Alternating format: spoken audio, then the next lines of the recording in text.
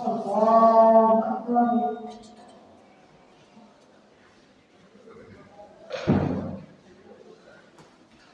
الحمد لله رب العالمين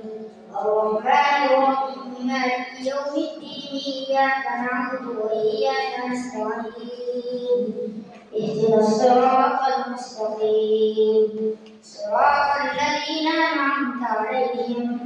غير المغضوب عليهم ولا الضالين. قال الملأ الذين استكبروا من قومه لنخرجنك يا شعيب والذين آمنوا معك من قريتنا أو لتعودن في ملتنا قال أولو كنا كارهين قد افترينا على الله كلمة عدنا في ملتكم بعد إذ نجانا الله منها وما يكون لنا أن نعوذ بها إلا أن يشاء الله ربنا وسع ربنا كل شيء علما على الله توكلنا ربنا افتح بيننا وبين قومنا بالحق وارزقنا خير الفاتحين. وقال الملأ الذين كفروا من قومه لئن اتبعتم شعيبا إنكم إذا لخاسرون فأخذتهم الرجفة فأصبحوا في دارهم جاثمين. الذين كذبوا شعيبا كأن لم يغنوا فيها الذين كذبوا شعيبا كانوا هم الخاسرين. فتولى عنهم وقال يا قوم لقد أبلغتكم رسالات ربي ونصحت لكم فكيف أسى على قوم كافرين. وما أرسلنا بقرية من نبي إلا أخذنا أهلها بالبأساء والضراء لعلهم يضرعون ثم بدلنا مكان السيئة الحسنة حتى عفوا وقالوا قد مس آباءنا الضراء والسراء فأخذناهم بغتة وهم لا يشعرون. ولو أن أهل القرى آمنوا واتقوا لفتحنا عليهم بركات من السماء والأرض ولكن كذبوا فأخذناهم بما كانوا يكسبون. أفأمن أهل القرى أن يأتيهم بأسنا بياتا وهم نائمون أو أمن أهل القرى أن يأتيهم بأسنا ضحى وهم يلعبون أفأمنوا مكر الله فلا يأمن مكر الله إلا القوم الخاسرون. أولم يهد للذين يرثون الأرض من بعد أهلها أن لو نشاء وصبناهم بذنوبهم ونطبع على قلوبهم فهم لا يسمعون. تلك القرى نقص عليك من أنبائها ولقد جاءتهم رسلهم بالبينات فما كانوا ليؤمنوا بما كذبوا من قبل كذلك نطبع الله على قلوب الكافرين. وما وجدنا لأكثرهم من عهد وإن وجدنا أكثرهم لفاسقين. ثم بعثنا من بعدهم موسى بآياتنا إلى فرعون وملئه فظلموا بها فانظر كيف كان عاقبة المفسدين. وقال موسى يا فرعون إني رسول من رب العالمين حقيق على أن لا يقول على الله إلا الحق قد جئتكم ببينة من ربكم فأرسل معي بني إسرائيل. قال إن كنتم بآية فأت بها إن كنتم الصادقين. فألقى عصاه فإذا هي ثعبان مبين ونزع له فإذا هي بيضاء للناظرين. قال الملأ من قوم فرعون إن هذا لساحر عليم يريد أن يخرجكم من أرضكم فماذا تأمرون.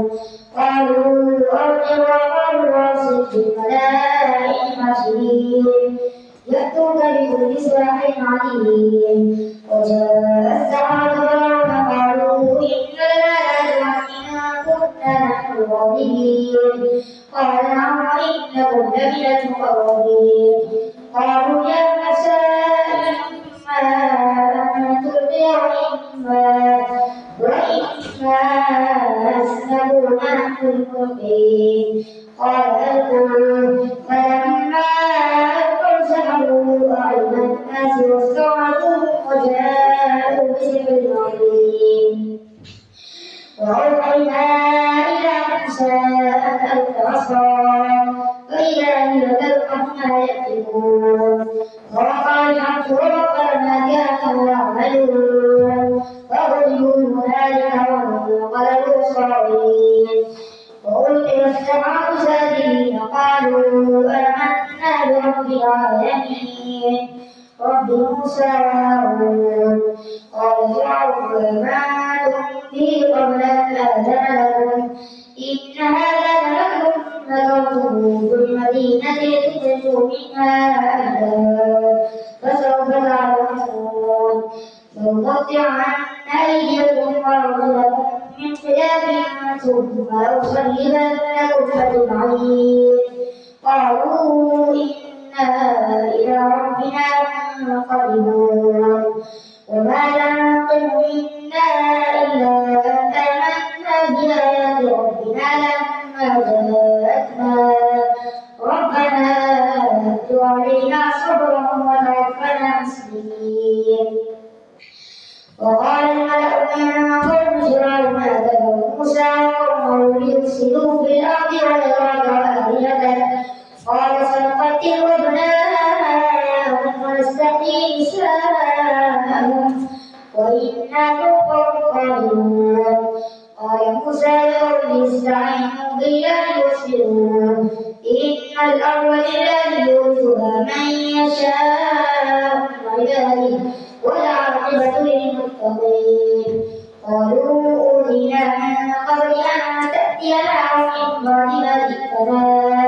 قال عسى ربكم أن يهلك عدوكم ويستخلفكم في الأرض فينظر كيف تعملون ولقد أخذنا آل فرعون بالسنين ونقص من الثمرات لعلهم يذكرون فإذا جاءتهم الحسنة قالوا لنا هذه وإن تصبهم سيئة يطيروا بموسى ومن معه ألا إنما طائرهم عند الله ولكن أكثرهم لا يعلمون وقالوا مهما تأتنا به من آية لتسحرنا بها فما نحن لك مؤمنين وأرسلنا عليهم الطوفان والجراد والقمل والضفادع والدم آيات مفصلات فاستكبروا وكانوا قوما مجرمين ولما وقع عليهم الرجز قالوا يا موسى ادع لنا ربك بما عهد عندك لئن كشفت عنا الرجز لنؤمنن لك ولنرسلن معك بني إسرائيل فلما كشفنا عنهم الرجز إلى أجل هم بالغوه إذا هم ينكثون فانتقمنا منهم فأغرقناهم في اليم بأنهم كذبوا بآياتنا وكانوا عنها غافلين وأورثنا القوم الذين كانوا يستضعفون مشارق الأرض ومغاربها التي باركنا فيها وتمت كلمة ربك الحسنى على بني إسرائيل بما صبروا وذكرنا ما كان يصنع فرعون وقومه وما كانوا يرشدون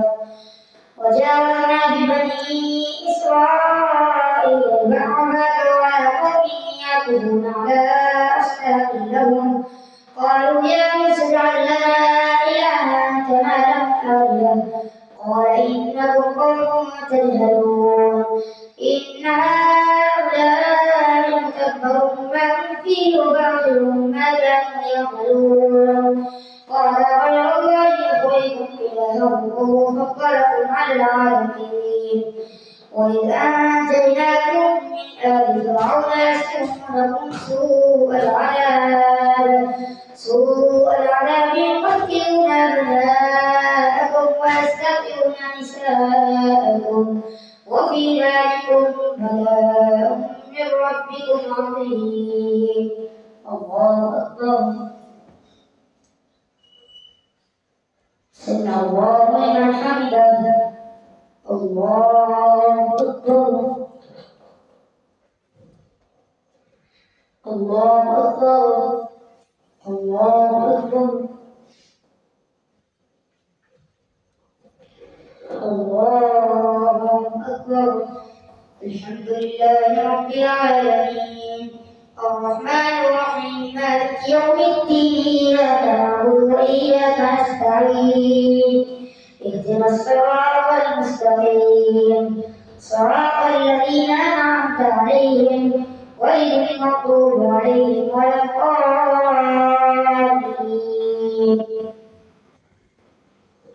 وآتنا موسى 30 ليلة وأتممناها بعشر فتم ميقات ربه 40 ليلة. وقال موسى لأبيه هارون اخلفني في قومي وأصلح ولا تتبع سبيل المفسدين. ولما جاء موسى لميقاتنا وكلمه ربه قال رب أرني أنظر إليك قال لا تراني ولكن انظر إلى الجبل فإن استقر مكانه فسوف تراني. فلما تجلى ربه للجبل جعله دكا وخر موسى صعقا. فلما أفاق قال سبحانك تبت إليك وأنا أول المؤمنين. قال يا موسى إني اصطفيتك على الناس برسالاتي وبكلامي فخذ ما آتيتك وكن من الشاكرين. وكتبنا له في الألواح من كل شيء موعظة وتفصيلا لكل شيء فخذها بقوة وأمر قومك يأخذوا بأحسنها سأريكم دار الفاسقين. سأصرف عن آياتي الذين يتكبرون في الأرض بغير الحق وإن يروا كل آية لا يؤمنوا بها وإن يروا سبيل الرشد لا يتخذوه سبيلا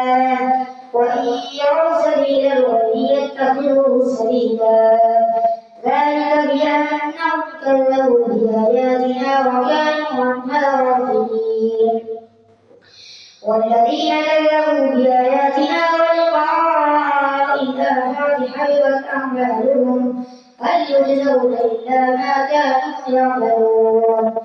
واتخذ قوم موسى من بعده من كلهم عجلا جسدا له خوار ألم يروا أنه لا يكلمهم ولا يهديهم سبيلا اتخذوه وكانوا ظالمين. ولما سقط في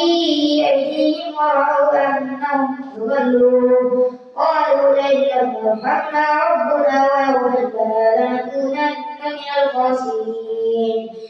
ولما رجع موسى إلى قومه غضبان أسفا قال بئس ما خلفتموني من بعدي أعجلتم أمر ربكم وألقى الألواح وأخرج رأسه يجره إليه قال ابن أم إن القوم استضعفوني وكانوا يقتلونني فلا تشمت بي الأعداء ولا تجعلني مع القوم الظالمين. قال رب اغفر لي ولأخي وأدخلنا في رحمتك وأنت أرحم الراحمين. إن الذين اتخذوا العجل سينالهم غضب من ربهم وذلة في الحياة الدنيا وكذلك نجزي المفترين. والذين عملوا السيئات ثم تابوا من بعدها وآمنوا إن ربك من بعدها لغفور رحيم. ولما سكت عن موسى الغضب أخذ الألواح وفي نسختها هدى ورحمة للذين هم بربهم يرهبون. واختار موسى قومه 70 رجلا لميقاتنا فلما أخذتهم الرجفة قال رب لو شئت أهلكتهم من قبل وإياي أتهلكنا بما فعل السفهاء منا إن هي إلا فتنة تضل بها من تشاء وتهدي من تشاء أنت ولينا فاغفر لنا وارحمنا وأنت خير الغافرين. واكتب لنا في هذه الدنيا حسنة الخيرات إنا هدنا إليك قال عذابي أصيب به من أشاء ورحمتي وسعت كل شيء فسأكتبها للذين يتقون ويؤتون الزكاة والذين هم بآياتنا يؤمنون الذين يتبعون الرسول النبي الأمي الذي يجدونه مكتوبا عندهم في التوراة والإنجيل يأمرهم بالمعروف وينهاهم عن المنكر ويحل لهم الطيبات ويحرم عليهم الخبائث ويضع عنهم إصرهم والأغلال التي كانت عليهم فالذين آمنوا به وعزروه ونصروه واتبعوا النور الذي أنزل معه أولئك هم المفلحون قل يا أيها الناس إني رسول الله إليكم جميعا الذي له ملك السماوات والأرض لا إله إلا هو يحيي ويميت فآمنوا بالله ورسوله النبي الأمي الذي يؤمن بالله وكلماته واتبعوه لعلكم تهتدون ومن قوم موسى أمة يهدون بالحق وبه يعدلون وقطعناهم اثنتي عشرة أسباطا أمما وأوحينا إلى موسى إذ استسقاه قومه أن اضرب بعصاك الحجر فانبجست منه اثنتا عشرة عينا قد علم كل أناس مشربهم وظللنا عليهم الغمام وأنزلنا عليهم المن والسلوى كلوا من طيبات ما رزقناكم وما ظلمونا ولكن كانوا أنفسهم يظلمون وإذ قيل لهم اسكنوا هذه القرية وكلوا منها حيث جئتم وقولوا حطة وادخلوا الباب سجدا نغفر لكم خطيئاتكم سنزيد المحسنين فبدل الذين ظلموا منهم قولا غير الذي قيل لهم فأرسلنا عليهم رجزا من السماء بما كانوا يظلمون واسألوا عن القرية التي كانت حاضرة البحر إذ يعدون بالسبت إذ تأتيهم حيتانهم يوم سبتهم شرعا ويوم لا يسبتون لا تأتيهم كذلك نبلوهم بما كانوا يفسقون وإذ قالت أمة منهم لم تعظون قوما الله مهلكهم أو معذبهم عذابا شديدا قالوا معذرة إلى ربهم ولعلهم يتقون فلما نسوا ما ذكروا به أنجينا الذين ينهون عن السوء وأخذنا الذين ظلموا بعذاب بئيس بما كانوا يفسقون فلما عتوا عما نهوا عنه فقلنا لهم كونوا قردة خاسئين وإذ تأذن ربك ليبعثن عليهم إلى يوم القيامة من يسومهم سوء العذاب إن ربك لسريع العقاب وإنه لغفور رحيم وقطعناهم في الأرض أمما منهم الصالحون ومنهم دون ذلك وبلوناهم بالحسنات والسيئات لعلهم يرجعون فخلف من بعدهم خلف ورثوا الكتاب يأخذون عرض هذا الأدنى ويقولون سيغفر لنا وإن يأتهم عرض مثله يأخذوه ألم يؤخذ عليهم ميثاق الكتاب ألا يقولوا على الله إلا الحق ودرسوا فيه والدار الآخرة خير للذين يتقون أفلا تعقلون والذين يمسكون بالكتاب وأقاموا الصلاة إنا لا نضيع أجر المصلحين وإذ نزعنا الجبل فوقهم كانت معه ذلة وظنوا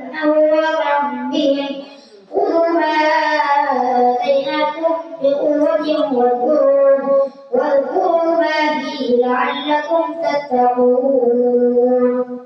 الله أكبر.